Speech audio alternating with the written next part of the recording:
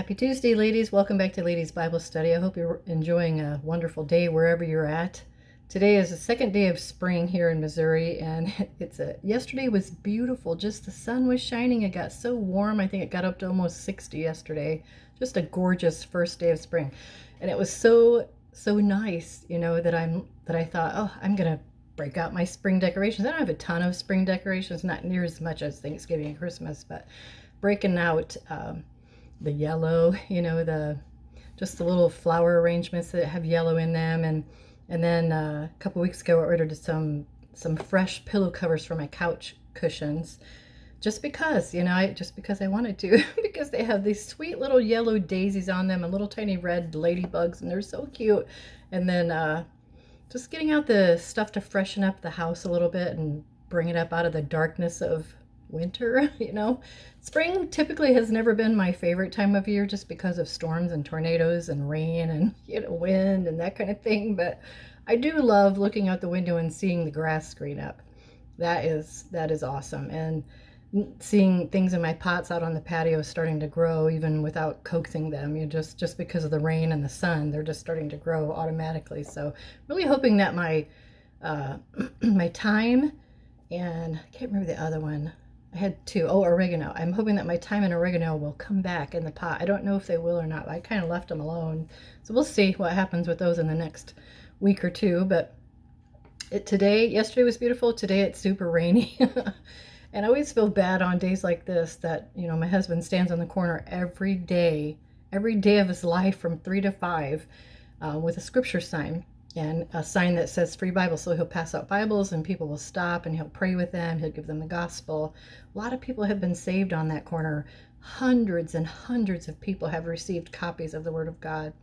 And so, but on days like this, I'm always like, oh, I feel so bad for him, and he does have rain gear, but, well, you pray for him that, the Lord just strengthens him and helps him to do that ministry. He stands out there, rain or shine, cold or warmth, he's out there all the time. So wonderful man, wonderful man of God, and he loves people and loves the souls of people. So, but today we are finishing up the second half of our lesson. Last week we started talking about how to run a smooth home, and this week we'll finish up the second half. So if you missed last week, I hope that you'll pop on and listen to the first half before you do this one. But we ended with number 8. And number 8 says, write a paragraph about what Proverbs 14:1 means to you. And we know that verse is, every wise woman buildeth her house, but the foolish plucketh it down with her hands. And we talked about how that plucking is something that's done on purpose. It's never accidental. You don't accidentally pluck a chicken. You don't accidentally pull feathers out of a chicken. So plucking is totally on purpose. And so if you think about our home, a woman doesn't accidentally yell at her family or get angry with her family or do things to hurt the family. It's on purpose, because she's not walking in the spirit, she's walking in the flesh. And so to pluck means to take hold of something and quickly remove it with force from its place. And so if you think about our home, that's literally what happens. It gets plucked down with our own hands. It can be done, and last week I mentioned this at the end of the lesson, it can be done with angry words, constant nagging, negativity, arguing and fighting with your spouse or with your children, always opposing one another, debating things, you're never on the same page with one another, unforgiveness or bitterness, hatred, things like that. And that's the pattern that we see there when it comes to the foolish woman plucking down her house with her own hands. And we can see in last week's lesson, you can see we talked quite a lot about how to build our house. And so I won't go back and review all that. I just encourage you to go back and listen to the lesson. But it's a sobering thing to think that much of that rests in our hands, according to how we respond to our families in any given situation. So we literally can divide our own homes, pluck them down if we choose wrongly. So we're going to start right there with number 9, and I hope you took the time to look over your notes. And some of you sometimes will say, I didn't get the notes, but they come all together. So go back to last week, because I sent them out last week on the email. But number 9 says, what are some ways a woman can wisely build her house? And then list some ways which she can also tear her house down. And I wrote on there, see the answer to number 8, because we already discussed all of that, almost the whole first half of the lesson. So number 10 says, many women are bored and frustrated as homemakers. Others are stimulated and challenged by it. And then it encourages you to explain the difference. Why would someone be bored and frustrated? And then there's this woman over here that's stimulated and challenged by it. What's the difference there? And I know it's probably not hard for any of us to see how a homemaker can become a bit bored or frustrated with life at home when you're a stay-at-home mom. And it happens because your focus is wrong. You're discontented in your role. You're thinking about the wrong things. You're looking at the wrong things. You start to look at your days as mundane. I do the same thing day in and day out. There's never any change. There's no excitement. There's no vacation on the beach. But and when that happens, when you let thoughts like that just consume you, when you fail to rein them in and take control of them, eventually you can literally fall out of love with your spouse. You can fall out of love with your children and what you do for them in the home there. And I mean, who says thank you when you unload the dishwasher? Literally, it's something you do every day. Some of you multiple times a day. Who says thank you when you unload the dishwasher? Who gives you a pay raise when you do the laundry day in and day out? You sort it, you wash it, you dry it, you fold it. Some of you even put it away if you have family that can't do that. Who congratulates you on your excellent toilet paper rolling expertise? Who congratulates you on that? I mean, it's not everybody that knows that the toilet paper goes over and not under. That's privileged information. I mean, nobody congratulates you on changing the toilet paper every time there's an empty roll, right? Who openly admires your decluttered, well-organized, sometimes color-coordinated pantry or your linen cupboard? Nobody congratulates you on that. Nobody. That's who. And if you're not careful to have a right heart and a right focus, your sense of boredom can really get out of control. And you can start thinking that you hate this life. I don't want to be here anymore. I don't want to do this anymore. Nobody ever helps me. You can really become in a bad frame of mind if you don't take control of your thoughts about that. And then thinking about frustration, think about the room that you just helped your little ones to organize, to clean. You look in the room and it's a disaster area, and you think, oh, I got to do something to get this under control. So you go in, you deep clean everything, you declutter all these little McDonald's toys and broken toys and all that. You declutter all of that and you organize it and you get it to the point where you think, well, now they can probably maintain. This is easily maintained by them. The problem was they had too much. So you get it to the point where you think they can maintain it, right? And you walk out with a satisfied feeling, only to find at bedtime you kind of half expect to go in and like tuck them into their nice, clean, organized room and give them a little sweet kiss on their forehead, only to open the door and find out that the room is an absolute disaster area again. Been there, done that, cleaned up the mess. Or what about after doing laundry? You've washed, you've dried, you've folded, and sometimes the kids are good at putting clothes away. Not sometimes they're not. It depends on their age. I think sometimes we expect too much of little ones when it comes to putting their clothes away. We expect them to know how to do that. But some kids, when they're 4, 5, 6-year-olds, they're not the best at that. Don't place too high of an expectation on them about putting their clothes away. Sometimes things like that have to be hands-on. Like, you can stand there and watch them. Yep, that goes in that drawer. Yep, that goes in that drawer. Nope, that goes down. Nope, that gets hung up, So don't place too high of an expectation on your little ones like that about putting their clothes away.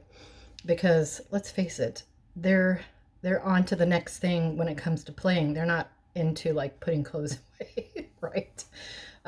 But how about, you've done all this laundry, you've done all this work. The week's worth of laundry is done finally, Especially if you have multiple children, man, the laundry just seems like it never gets done, right? And so then the next day, you have a load of dirty clothes that comes into the hamper, and you're getting ready to put them in the washer, only to find clean clothes in the dirty clothes hamper. And they're clean because they're still folded.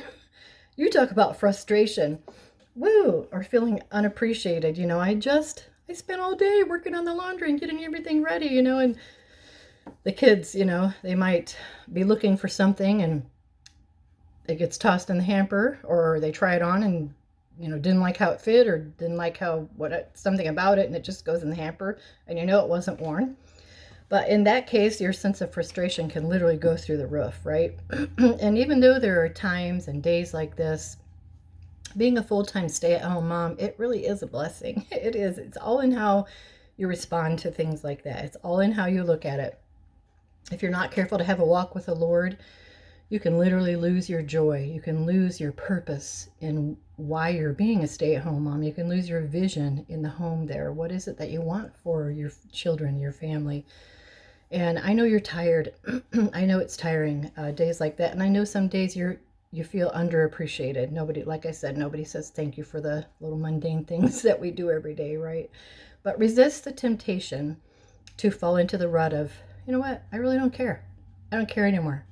It's the mindset that I don't care that when my husband comes home that he sees that I've had a bad day. I don't care. I could care less if he comes home from work to find me still in my pajamas, not showered, and nothing ready for dinner. I've had a bad day. We get into that mindset, don't we, of I don't care. We've all had days like that, but it's a slippery slope. So be careful thinking like that, because letting your mind go crazy and having one bad day like that can quickly turn into two. Two can turn into four, and the next thing you know, that's your MO. I don't take care of myself anymore. I don't get up and get ready for the day. So be careful. And I'm sure your hunky husband, he's probably patient and understanding with those days like that, because we've all had them. I've had days like that when my kids were little, even when my kids were grown and out of the home. But those kind of days are just ugh, aren't they? But when he walks through the door at night from a long day of work, he wants to see that pretty face that he fell in love with, right? And just because you're married and raising kids and you have the responsibilities of taking care of the home, that doesn't mean that you should stop taking care of yourself. Don't stop doing those things that you took so much time to do before you got married. Don't stop taking care of yourself. Don't trade in your girly primping for PJs all day long, greasy hair, and unshaved legs. Don't do that. Keep doing the things that you did that made him fall in love with you. To be stimulated and challenged in your role as a homemaker, you need to know your purpose, the reason you're doing what you're doing. Would you rather someone else was raising your children, like in a daycare, so you could go off to work? Would you rather someone else was teaching your children school, like in public school? Would you rather someone else took the time to cook and clean and greet your husband when he came home from work, like a nanny or a housekeeper? And I know it's tempting to say yes to some of those, especially on days that make you want to pull your hair out. You're like, yes, I do wish somebody else would do the cooking. I do wish somebody else would clean the house. But we all have days like that, don't we? But remember your purpose, and remember that it's your ministry. God gave them to you. God gave them to you to minister to help. So own it. Take joy in it. Be thankful for it. And remember that tomorrow is a brand new day. His mercies are new every morning.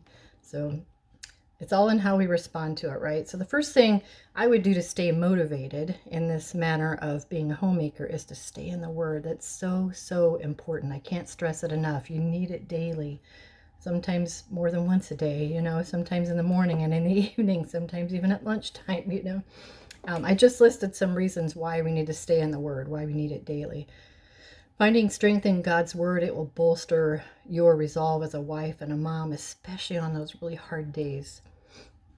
But there are some practical things you can do as well to help yourself. And one of the things that came to mind when I was studying through this lesson, one of the things that came to mind was something that I found as a young mom. I was homeschooling our kids. I was a very busy pastor's wife, and this was before the days of YouTube videos and everybody's an expert on everything. This was before all of that. But I don't even know how I found out about it, but it was a organization cleaning system, and it was called Fly Lady. And I wish I could remember how I found it, but I just can't. But I still refer to her lessons and her routines even today after all these years. I'm talking, we've been here, 12 years? So probably over 20 years I've been using her system. And it's a really good system. She calls what she does flying lessons because she's the fly lady, and I still refer to them, but it's a really good system for sharpening areas of your house cleaning, like deep cleaning, like laundry, like the bigger things that kind of get put on the back burner that you want to do, but you never can get them accomplished. She thinks of all of those things, like I don't know how many people actually read magazines anymore, but decluttering your magazines, like cleaning the top of the fridge or cleaning the ceiling fans. She has a routine where those things get included at some point during the week or during the month. It's a really cool system. And I can add links to her site if you would find that helpful. Many women today are creating YouTube videos that really are just a repeat of what she developed all those years ago. And I don't think you can improve on her system, honestly. It's so detailed. And it's especially helpful for moms with children. It really was for me, and it still is. And just doing her two favorite things every day, if you started with her two favorite things, that will help get your motivation train started on the right track. If you think, oh man, my house is out of control, it's chaotic, I need help, just do these two things that she recommends where you start. The first one is to go to bed every night with an empty, clean sink. No dirty dishes. Go to bed with no dirty dishes. She'll call it shine your sink, but I mean, you can literally shine your sink and have dirty dishes sitting on the counter and on the stove, just everywhere. So go to bed with no dirty dishes. That's her first thing. And if you're not used to doing that, do it for 7 days until it starts to become a habit. This is the last thing I do at night. I clean up whatever dishes are left in the sink and load them in the dishwasher or wash them up by hand or whatever.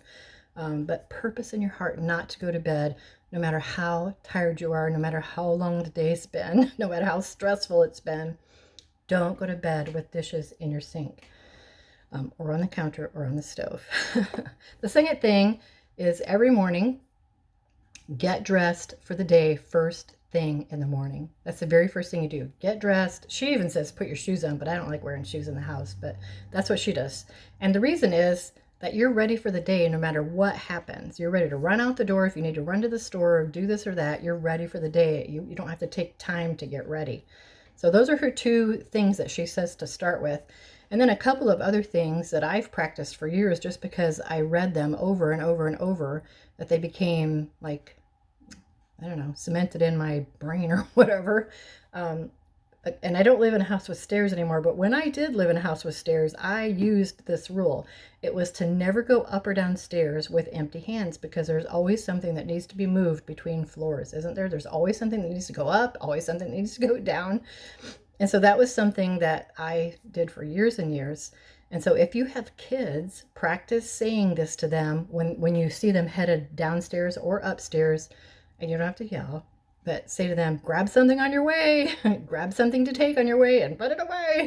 Don't just grab it and throw it down somewhere, but take it with you, Another thing that I have done for years after reading her system was to start a load of laundry before I go to bed. And I know some people are like, oh, you should never do this. It's a fire hazard, So I don't typically start the dryer before I go to bed, but I always do the washer. And so when I get up in the morning, the washer's done. It can be switched over into the dryer and I can start another load if there is another load to do. And even though it's just two of us, there's still a considerable amount of laundry that needs to be done. But you moms that have 4 and 5, 6 kids, you're probably like, let me talk to you about laundry.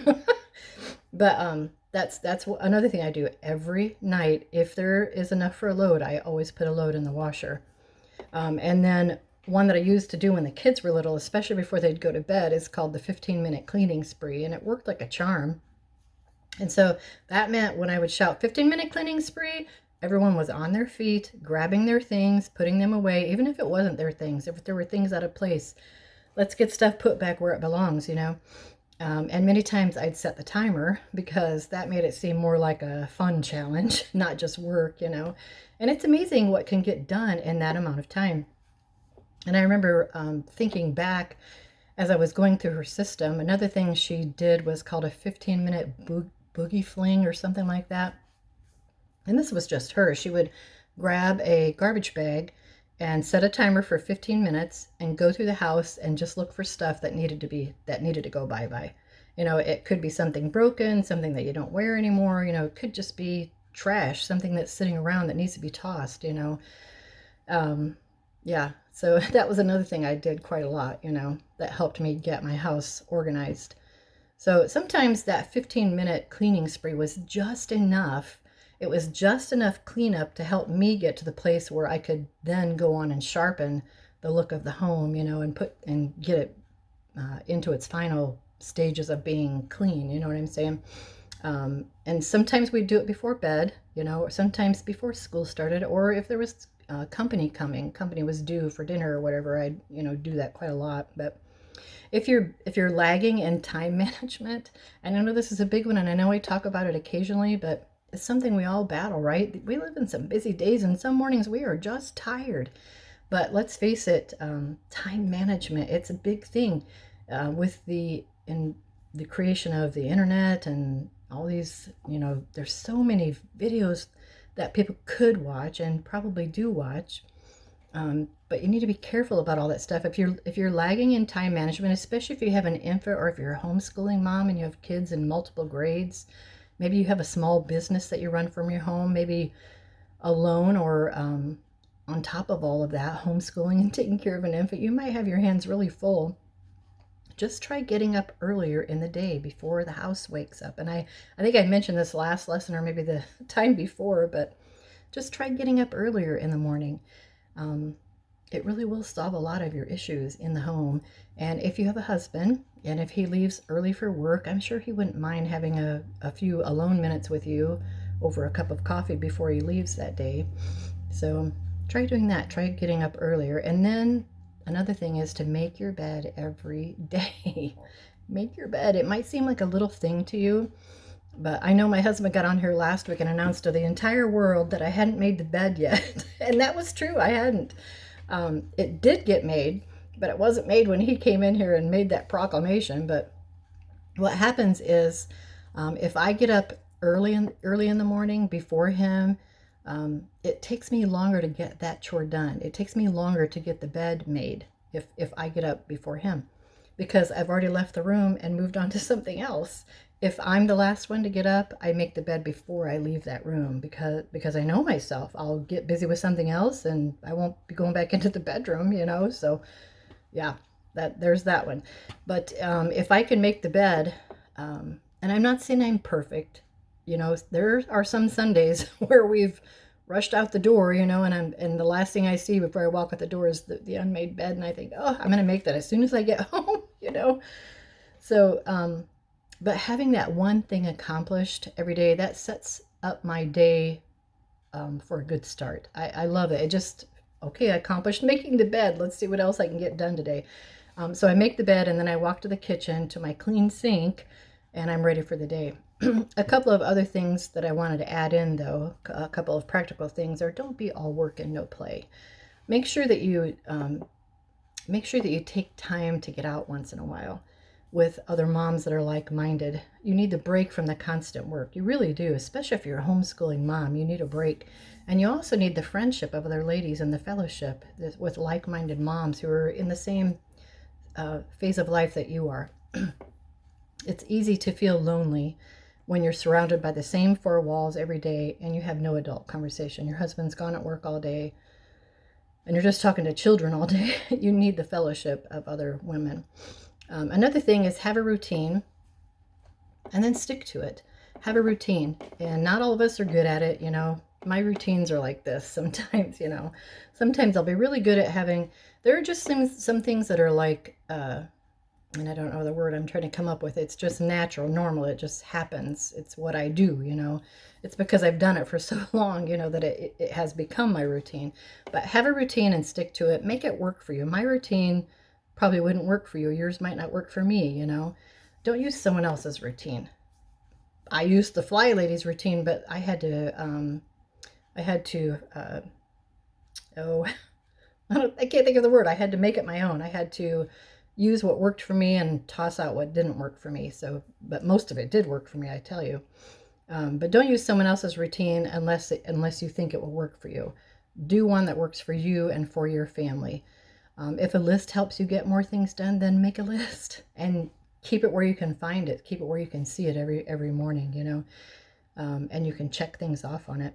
And maybe there's some things that you do the same exact way every day, or maybe there's things that you should be doing that you really want to get done. Put those on the list so that you can check them off. And here's just kind of a snippet. And I know I'm talking about her a lot, but she really did help me in my home organization skills, building my skills this way. Here's just a snippet of what the Fly Lady's morning routine would look like. So, and like I said before, everyone's morning routine will look different, right? For instance, a stay-at-home mom with toddlers will have a very different routine from someone who works outside the home and doesn't have children, or even from an older stay-at-home wife / empty nester. That's me. You have to consider your own circumstances and what works best for you. So here are some ideas to consider for a very basic morning routine. So first of all, get dressed, do your hair, do your makeup. Don't skip those things. Please don't skip those things. Even if you're not leaving the house, even if you don't plan to leave, you'll feel better about yourself. You will. And if you're married, your husband will greatly appreciate it when he comes home to see you dressed with your hair done, your makeup on. He'll appreciate that. That says I care about you and I made myself ready for you. And chances are you'll be a whole lot more productive if you've readied yourself for the day. And also, you're ready to, like I said before, you're ready to walk out the door should the need arise. You know, if you think, oh, I need something, I need an ingredient to be able to do dinner, so you're able to run to the store and get it rather than having to stop and take time to get yourself ready. Another thing on her list is make your bed. We already talked about that. She also encourages the swish and swipe when you're in the bathroom getting yourself ready. Don't leave the bathroom with hair all over the place and splatters of makeup or crumbs from your powder or whatever. Don't do that. She says to swish and swipe. So after you're done getting yourself ready in the bathroom, just take your toilet brush and swish your toilet bowl. Give it a flush, so the toilet's freshened up. Wipe the splatters off the mirror and wipe off the sink. If you keep some disinfectant, like a little tube of disinfectant wipes in there, that's easier to do. You can just literally wipe off the counter, the faucet, wipe any hair out of the sink, and if you get some little window cleaner rags, I can't think of the word. There's little Windex wipes or whatever, or paper towels and Windex. Just keep it underneath the sink in the bathroom. Wipe off the mirror really quick, and you leave the bathroom in a good place, So she calls that the swish and swipe. I'm making it sound longer than what it is, but it literally is just wiping up your spills and then putting your things away, and you're done in that room. And then have breakfast, whatever that looks like for you. For me, it's mostly toast and peanut butter. Or for me, it's mostly coffee and peanut butter toast. That's my breakfast. I love it. I eat it just about every morning of the world. Put the dishes in the dishwasher. You should have done that the night before, but if you have breakfast, like if you have children, if you've dirtied things while you're making breakfast, put those things in the dishwasher before you leave the kitchen, and either hand wash or at the very least rinse and stack them in the sink. Like if you're working outside the home, don't leave stuff scattered all over the sink. You're not going to want to come back to that when you come home from work. At least rinse them and stack them in the sink. Then if you are stay-at-home moms, throw a load of laundry in. Throw a load of laundry in the washer. Some people like to do all their laundry on one day, and if that works for you, that's awesome. If you have a laundry day, But if you're always behind, the Fly Lady recommends that you do a load every night. And those of you that have multiple children could probably stand to do that, right? To stay on top of it. Make sure that you know what you're having for dinner. If you need to get something out of the freezer to thaw it out, don't wait until 30 minutes before your husband gets home from work and try to figure out, oh, it's for dinner, She says to figure out in the morning what you're having for dinner. That's a good rule to live by. And it's one, I'm just going to be honest with you, it's one that I have struggled with for years, what to make for dinner. I guess it was easier when the kids were little because they would eat just about anything that I made, anything that I would put on the table. But now that it's just him and I'm a little more, I don't know, not in tune or whatever. I want to make things that he likes, and so I can't just throw a pot of spaghetti on the table or lasagna or, just the things that I would plop out on the table when the kids were growing up, Now it's just him and I want to please him and I want to make things that he likes. But regardless of your situation in life, know what you're having for dinner. Does something need to be thawed? Is there an ingredient you need to run and grab or pick up on your way home from work? And if you don't work outside the home, is there some part of dinner that you can prep ahead of time to make mealtime go quicker? If you have, maybe the kids are eating lunch, if you're homeschooling and the kids are eating lunch, taking a break, take that time to prep your veggies or peel the potatoes or whatever you're doing for dinner that night to make dinner go a lot quicker.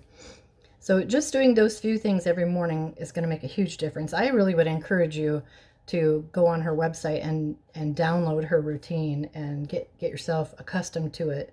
And I'm telling you, it will help your home run a lot smoother. I've used her system for years. I can't say enough good about it.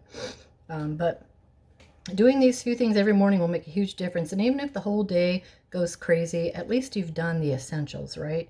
You've gotten yourself ready for the day. You've wiped down the bathroom. You've loaded the dishwasher. You've done a load of laundry. You know, you've done some things to keep the house running. And that's important. But if you're just getting started, she says just choose 3, maybe 5 things from the list and to try to start your morning routine. Get in the habit of having a morning routine and keep it very simple. Practice it consistently until it becomes an absolute habit. And then you can start adding more things to your routine until your home runs like a well-oiled machine, you know. She also has an evening routine, which is also very good. And then she has a weekly routine. And then, like I said before, she has monthly things to do, you know. So it's a huge help, I promise. And it'll go a long way in helping your home to run smoothly. Number 11 says, how can you practically encourage others to be keepers at home? And so I believe just being with other ladies that are like-minded and having positive conversations about things in the home, that's going to go a long way in encouraging them to be a keeper at home. But if you're constantly negative, you're about all that you have to do at home, you're complaining about your spouse, complaining about your children, that's not much of an encouragement to someone that is thinking about staying home. That's not. If you act like you're a slave in the home, your life is a drudgery, they're not going to think, wow, I'd like to have that kind of life. They're not going to think that way. Remember, they need to see joy and fulfillment in they need to see your joy and your fulfillment in what you do in the home. That's the thing that's going to be enticing to them to say, wow, I'd like to be a stay-at-home mom. I'd like to do that. Remember, we're building our houses, not trying to pluck them down. And when we build ours up, it encourages others to do the same. And it takes wisdom to build our house, doesn't it? And so that's why I said stay in the Word and then encourage others to do the same. So Proverbs 24, 3-4, we read this earlier last week, says, through wisdom is an house builded, and by understanding it is established, and by knowledge shall the chambers be filled with all precious and pleasant riches. So you can encourage others by sharing, practically here, you can encourage others by sharing links like Fly Lady, like what I just did with you. We're talking about encouraging others practically. And so some practical things you can do to help other ladies is to share, to help them. You know, they need the encouragement of other ladies that have been there and done that. And so sharing things like the Fly Lady, like what I just shared with you, it can help them in managing their home, sharpening their skills, managing their time, things like that. You can share recipes with them that your family enjoys, and that would encourage them to do more home-cooked meals rather than ordering out or buying processed frozen foods, you know. You can share skills that you've developed in an effort to make money on the side. This way, it encourages them in the same things, and they can know that it works to be a stay-at-home mom. They can see when you share practical tips with ladies, it helps them to see, wow, this really can work, you know. And I think it helps allay their fears and their doubts, you know, about the struggles that they might encounter being a stay-at-home mom. And so don't be afraid to encourage ladies practically with things that have helped you. And then I think of all the shops on Etsy, and it's just women who have learned to use what they have, and they know there's a market for it. Remember the virtuous woman, she perceived that her merchandise is good. And so we've talked about that in the past. And so many women have started businesses by using their Cricut. If you have a Cricut, God bless you. I don't know the first thing about a Cricut. I wouldn't even know how to turn it on, let alone how to use one. But a lot of women make really beautiful things with their Cricut. I know a pastor's wife in Iowa that makes the cutest bulletin board sets. I don't know if she's ever created an Etsy shop with her stuff, but I've encouraged her that way. One of our Sunday school teachers, Miss Jamie, she makes the most beautiful creations with her Cricut, and her Sunday school room is always constantly decked out with the cutest themes, and she does it with her Cricut. I love it. And so bear with me as I quickly go through a small list once again. I know we've talked about this probably, I know one other time, but maybe two or three, honestly. But if this is your first time here, this is the reason I'm doing this. But many women are able to have a small business on the side simply because they know how to can or preserve things, right? Maybe they know how to make sourdough. Not everybody knows how to do that. The first time babysitting a starter can be really intimidating, let alone learning how to make sourdough items, you know. So a lot of times there's a market for that kind of thing. Many ladies know how to bake other items, like I do cinnamon rolls. Some ladies do really delicious breads and pies and like specialty cakes for weddings and birthdays and things like that. Maybe you know how to sew or you know how to do alterations. Not everybody knows how to alter a piece of clothing to make it fit the way that the person wants it. Maybe you know how to knit or crochet. Maybe you know how to do hand lettering that's really attractive, or maybe you teach music. Maybe you're good at math or English, and you can find children who need tutoring. Maybe you can walk your neighbor's dogs. There's all kinds of ways to make money on the side so that you can be a stay-at-home mom, but still contribute to the running of the home. All of these things can encourage a woman in the area of being a keeper at home. And usually, what drives a woman out of the home is the feeling that she needs to make money to help make ends meet. You know, if things are tight, sometimes that's the first thing that's suggested is, oh, maybe I better go get a job. But if you think about it, if you have children, you're going to be paying a babysitter. So you're kind of defeating the purpose. You know, the money that you're going to be making at that second job is just going to go to pay for a babysitter, and it's going to place hardship on the home and stress and things that you don't need. So find something that you can do in the home if you feel the need to supplement the income a little bit. Find something that you do well and market it, get it out there. You're not helpless. You're not useless. Probably a lot of you are teaching your children and you feel like it's never going to end. It will end and you'll cry. But in the meantime, you need to have something to do to keep your mind sharp, something like a hobby, you know, something that you enjoy, so you're not seeing math figures in your dreams. But if you market your hobby, not only will it bring you enjoyment, but it might bring in a few extra dollars for the running of the house. So number 12 says, how can women in a church fellowship bear one another's burdens with regard to housekeeping? And I talk about my ladies a lot because it's what I know, you know, but I love, love, love the way the ladies in my church family help and encourage one another. They're constantly communicating with one another, helping one another, encouraging one another. There's a lot of communication that goes on between the ladies in my church. And it works so beautifully. It really is something to behold. Most of them homeschool their children. When they get together in their homeschool group, there's probably 50 or 60, honestly, with all the children and the moms and everything. So they organize this homeschool group. They'll get together once a month, and it's just a fellowship or give the kids a chance to play. They'll have fun snacks and crafts for the kids to do. And many times the kids are being pointed to others. You know, they'll have a little project that they're working on as a way to encourage someone else. You know, it might be for our widows or our widowers. Maybe it's for Valentine's Day or Christmas or something like that. So the homeschool moms get together and encourage one another in the church. And then we have another WhatsApp group called the Mommy Group. And this year we had 8 ladies have baby. I think it was 8 ladies in our church had babies. And that's a lot of babies. And so this mom's group was created, and it's all about the raising of infants, you know, so they'll share all kinds of ideas and tips on there about nursing and clothing and just rashes and eating and, you know, just all kinds of stuff on that little mama's group, you know, and they encourage one another. And then our ladies are always really willing to share what they know with each other. Isn't that what we're supposed to do in bearing one another's burdens? Just share what you know with someone else, you know. Our ladies communicate regularly on WhatsApp. It's a very busy, fast-moving group, you know, and sometimes I'll miss out on, if I have a busy day, I'll miss out on a lot of conversation. A lot of times I can throw out a need for a meal, maybe for a funeral, or maybe the family that's having a hard time, or a new mom or something like that. And I'm not kidding you, within an hour or two, that thing is we'll have 2 weeks of meals planned, just like that, because the women are so willing to serve and to work and just encourage one another. I love our ladies for that reason. Not just that one, but that's one of the reasons I love them. Um, and one of the first things that I see in the morning when I get up is the WhatsApp group will be going crazy with everybody saying where they read in their Bible, and what the Lord is doing in their life. And I love that, I love it. It's healthy. It's healthy for a church family to be like that.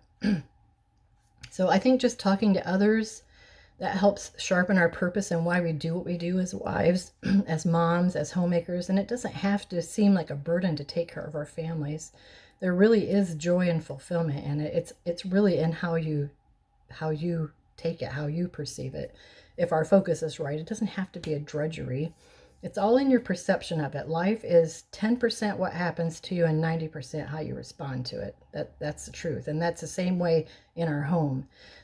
Your attitude has everything to do with it. Walk in the Spirit and you won't fulfill the lusts of the flesh.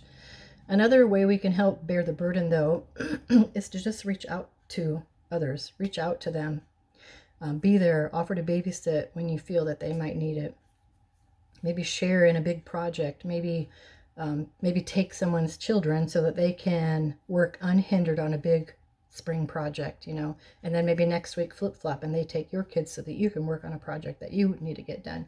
I think of things that we want to get done, but because our lives are so busy, they always get like moved to the back or put on the bottom of the list. Things like spring deep cleaning. We want to clean our ceiling fans and wipe down our mop boards and just deep clean our windows, things like that we can't always do when there's kids running everywhere. So maybe trade children so that you can get some spring projects done. Maybe offer to pick up or drop things off for others, especially if it's a mama that has multiple children, doesn't want to drag all of her kids to the store for one item. Stop by with their favorite coffee or a cold drink just because, not to go in and cause them stress at having unexpected company, not like that, but just to show up and give them a quick, hey, I was just thinking about you, I love you, here's your favorite drink, have a wonderful day, and then leave, that kind of thing. The smallest things are all an encouragement to a stay-at-home mom. They are, because like I said, looking at the same four walls, talking to children all day, it's refreshing to have another lady to talk to and just laugh with and fellowship with and share things with, And while we can't always get together physically, that WhatsApp group, I'm telling you, it encourages, I can tell it encourages the ladies. It encourages me. We encourage each other on there. So if you don't have something like that going in your church family, encourage it, start this group and ask the ladies to join in with you, and you can just start sharing things. It really will help you in your homemaking skills and just your life. And the last one, and we'll stop here, list some of the dangers to virtue, chastity, and the home a woman can encounter in the workplace. So first of all, let's remind ourselves what those words mean. We know that virtue is moral goodness and chastity means purity. Purity from obscenity and other vileness. John 17:16 says, they are not of the world, even as I am not of the world. So we're in this world, but we're not of it. But we should still be affecting this world because we're in it, right? We should be affecting them. Especially if you work outside the home, don't be afraid to open your mouth and talk to people about the Lord. The devil and the world has made us become afraid of it. They've instilled fear in our hearts that, oh, you can't do that. You're not allowed to do that. But our time here is short, and we do need to open our mouth and speak to them about the Lord. So I know what kind of things you deal with in the workplace. As a believer, it's like mixing oil and water, because you have to hear the world's ideas of what they think home is, or what marriage is. You have to hear the world's music, its language, its anger, its demands, all of that. And it gets wearisome to us as believers to have to hear all of that all day long.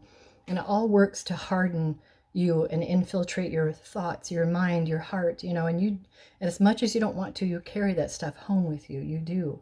You have to go over and above to protect your heart and your mind from all of that that's flooded you all day long. And if you don't go over and above to protect, you will carry that hardness home with you, and it will affect your relationship with your spouse, and it will affect your relationship with your children. and you'll be short, you'll be impatient with them, and things at home will start to suffer. So just be careful. When you work outside the home, do extra to protect your heart and your mind. Proverbs 4:23 says, keep thy heart with all diligence, for out of it are the issues of life. And then Romans 12:2 says, and be not conformed to this world, but be ye transformed by the renewing of your mind, that you may prove what is that good and acceptable and perfect will of God. And then Psalm 51:10 says, create in me a clean heart, O God, and renew a right spirit within me. So there's a lot in the Bible about protecting our heart. And I would just encourage you that way, if you work outside the home, to make sure that you're staying in the Word and protecting that. So that's all the time we have for today. I know I went quite a bit longer, but oh, there he is again. What? He's always making his debut on My Ladies Bible Study lately. What do you have to say about me today? I think you're wonderful. I think you're the prettiest lady in the world. Oh. Kind of a snob, but other than that, you're wonderful. It's my birthday tomorrow. That's Send right. me money. Birthday Eve. Gonna go out for a big old Italian dinner tonight. Told him it's my treat, and he said, I'm buying for everybody. I'll give him one of these.